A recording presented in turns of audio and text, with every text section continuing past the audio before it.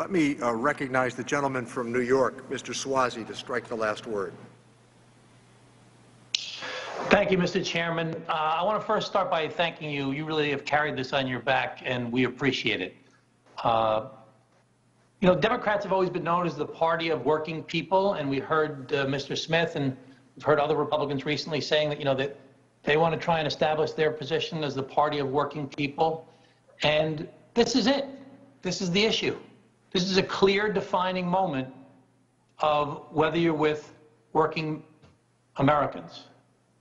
Multi-employer pension plans were set up after World War II and the heyday of the labor movement, and when we shared the prosperity of America with our working people, and they were going gangbusters. They were in great shape. Then we had deregulation in the 1980s, and a lot of companies that were trucking companies and others went out of business. A lot of the multi-employer pension companies went out of business. And as you mentioned earlier, the last man standing rule set it up such that the remaining companies had to pick up that new burden. And that put additional pressure on these companies. Then we saw a bunch of bankruptcies that went along with the deregulation, and a lot of changes that we went through in the economy in America in the 1980s. Come 2008, still 91% of the multi-employer pensions were in great shape. They were healthy, they were fine. But then 2008 came, and a lot of them got crushed, such that 2019, we're up to 15%. You talked about 1.5 million people. There's 10 million people. 1.5 million people are in trouble now, or were in 2019, we should say. That's about 15%, as much as 15%, let's say. Now we get hit with COVID. More companies are facing extreme pressure that they've never faced before, and it's been made worse by this pandemic. So you've talked about how you've worked on this for years. Mr. Brady said he's interested in helping. Others said they're interested in helping. We appreciate that very much.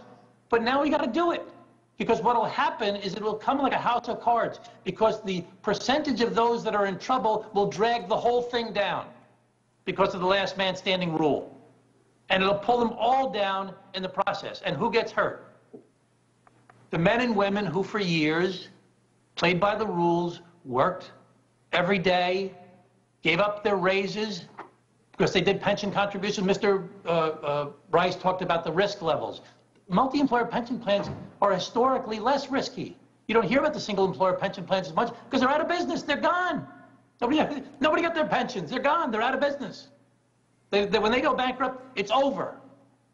So these companies, there's still plenty of healthy companies that are paying their way, that are paying their fair share, employer and employee. But now it's at risk, and the whole pension guarantee program is at risk. So, you know, I've talked about before that, you know, my father lived the American dream. My family lived the American dream. My father was born in Italy, lived a great American success story. That American dream, we all talk about that. What is the American dream? I go to work. I work hard. I work 40 or 50 hours a week. I work 48 weeks a year or 50 weeks a year. I get 2 or 4 weeks vacation.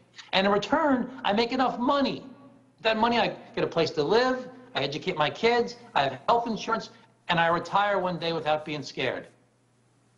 This is going to devastate those people that were trying to live the American dream, and now they're losing that retirement security. And they're too old now to plan for the future.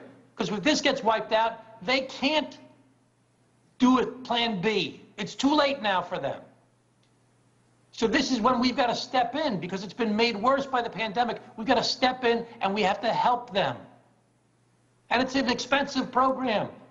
But think about the other things that we've spent money on. For corporations, for businesses. This is for people that are really suffering every single day. This is our job. And you're either with the worker or you're not with the worker. We've been talking about this for years, and it's been made worse by the pandemic. Now's the time to do it.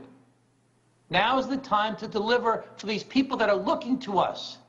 They're following this so closely, because instead of their $1,000 a month, they're going to go down to nothing, and they won't be able to survive. So, Mr. Chairman, I know how hard you've worked on this. I want you to know I and all of my colleagues on our side, we stand with you on this, because we know how important it is to working men and women in our country. And I yield back. Thank the gentleman. Let me recognize the gentleman from South